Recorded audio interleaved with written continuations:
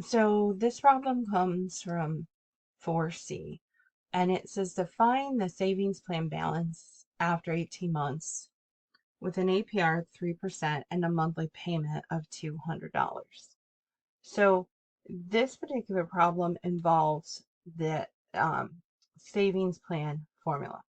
And so the savings plan formula is, how do I know that? Because, well, it says here savings plan, and that you're making a regular monthly deposit.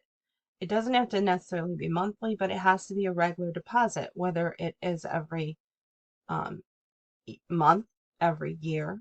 So it's not just a lump sum at the very beginning, because if it's a lump sum at the very beginning, then I'm going to use the compound interest formula.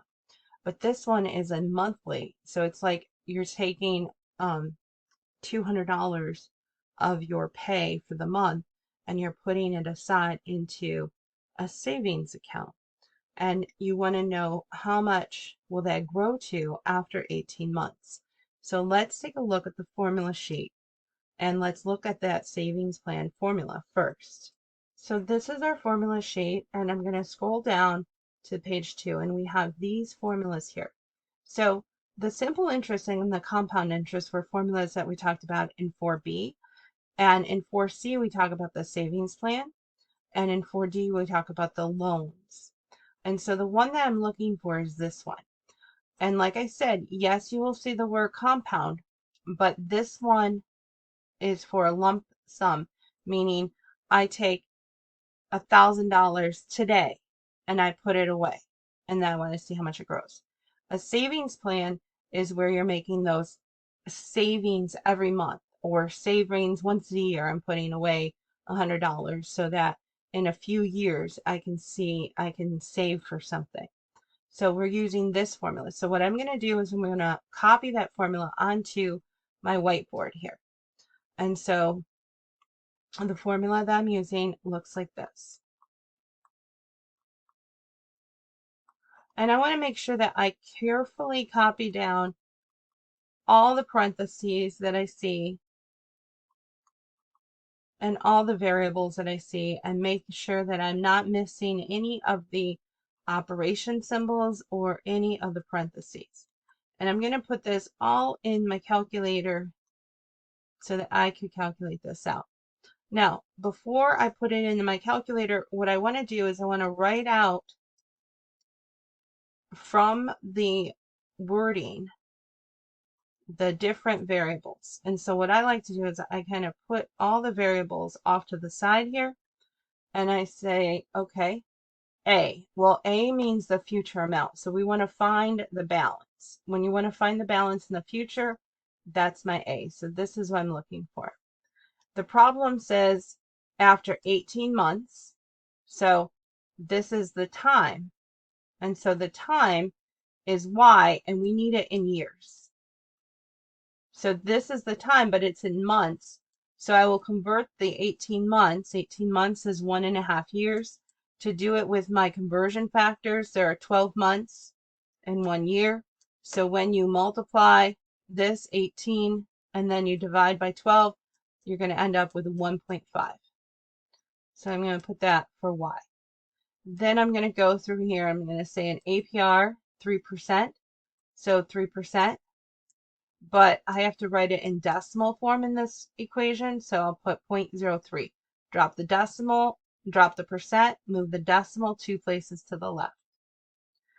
All right, what else do we have here? We have to find the payment. The payment is $200, so that's going to go here. And then it says it's monthly payments. So for monthly payments, that means my N is equal to 12. So I've got all of this now, and so in for payment, I'm going to put 200. So I got to substitute everything into the formula. So 200. And then it will be times. And then I have bracket, parenthesis, 1 plus. And then the annual percentage rate is 0.03. And I've got an N of 12. So let's put in 0.03 here. close the parenthesis, and then I'm going to put in my n times y, and the y is the 1.5,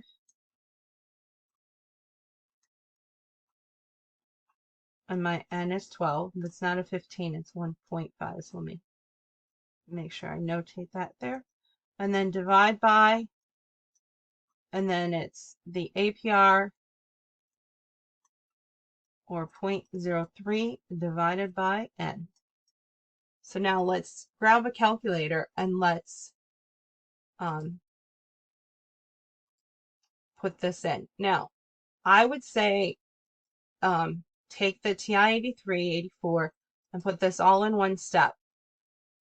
If you're going to do it separately, then you have to be very careful when you put these items in.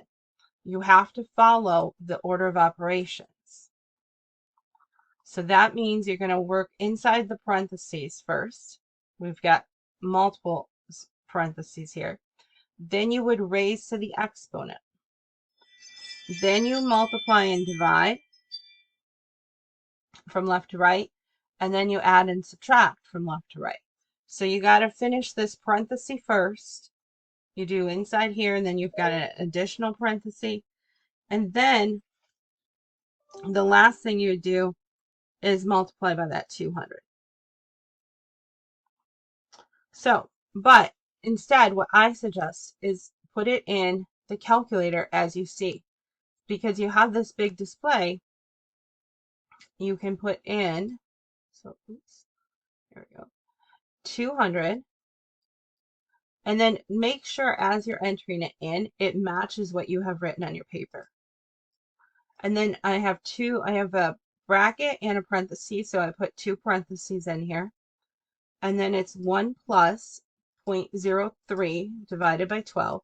And I'm very careful watching what I'm putting in and making sure it matches, because if I miss one thing, it's going to make my answer incorrect.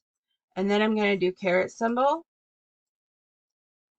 And then I'm going to surround my exponent with parentheses. Close the parentheses. So 12 times 1.5. And then for this calculator, you have to right arrow over to get to a regular line. If I just hit -1, it puts it in the exponent. So to get back to the regular line, hit the right arrow button and then hit -1. And then make sure what you entered matches what's here. Then I'm going to hit divide by, and I'm going to put 0.03 over 12. And surround that denominator with parentheses as well. And so this is the answer I come up with. So let's write that down.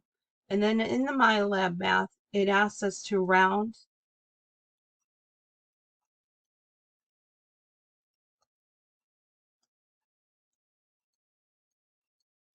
to the nearest cent.